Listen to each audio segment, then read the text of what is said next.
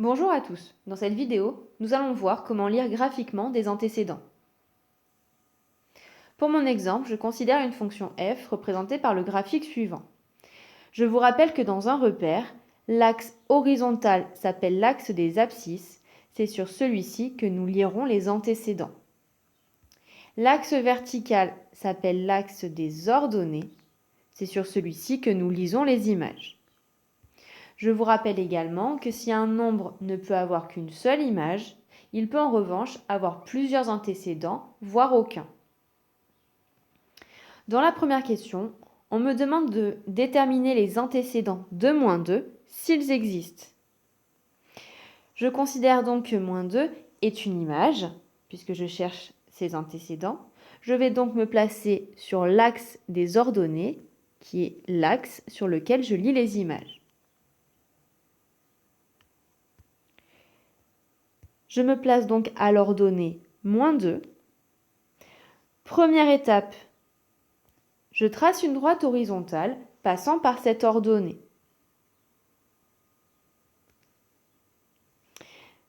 Je note ensuite les points d'intersection entre ma droite et la courbe de la fonction. Ici, elles ne se croisent qu'en un seul point, le point P. Cela veut dire que -2 a un seul antécédent. Je lis ensuite cet antécédent sur l'axe des abscisses. Ici, l'antécédent de -2 est 3. Cet antécédent correspond à l'abscisse du point d'intersection. Et -2 est son ordonnée. Donc l'antécédent de -2 est 3, ce que je peux écrire f de 3 est égal à -2. Je fais la même chose pour déterminer le ou les antécédents de 2. Je me place sur l'axe des ordonnées en 2. Je trace une droite horizontale passant par cette ordonnée et je note les points d'intersection entre ma droite et la courbe de la fonction. Je vois qu'il y a 2 points d'intersection. Cela veut dire que 2 a 2 antécédents. Le premier antécédent est l'abscisse du point A, c'est donc 1. Et le deuxième antécédent est l'abscisse du point D, c'est donc 5.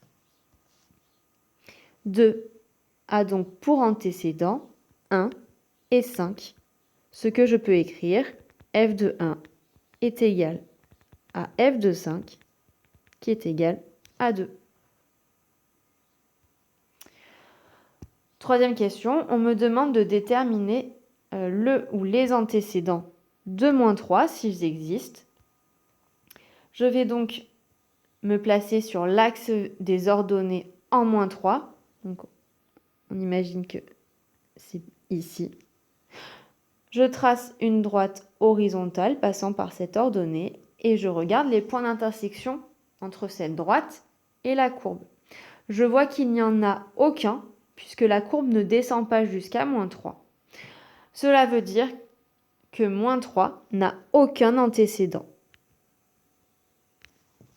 Il n'y a aucun nombre qui a pour image -3. Dernière étape, je dois résoudre l'équation f de x égale -1 avec mon graphique. Donc -1 est une image. Je dois donc trouver le ou les antécédents de -1. Je me place donc sur l'axe vertical en -1. Je trace une droite horizontale et je note les points d'intersection avec la courbe de la fonction. Il y a 2 points d'intersection. Cela veut dire que -1 a 2 antécédents. Le premier, c'est 2. Et le deuxième antécédent est 4. Sur mon graphique, l'équation f de x égale à -1 a donc 2 solutions, 2 et 4.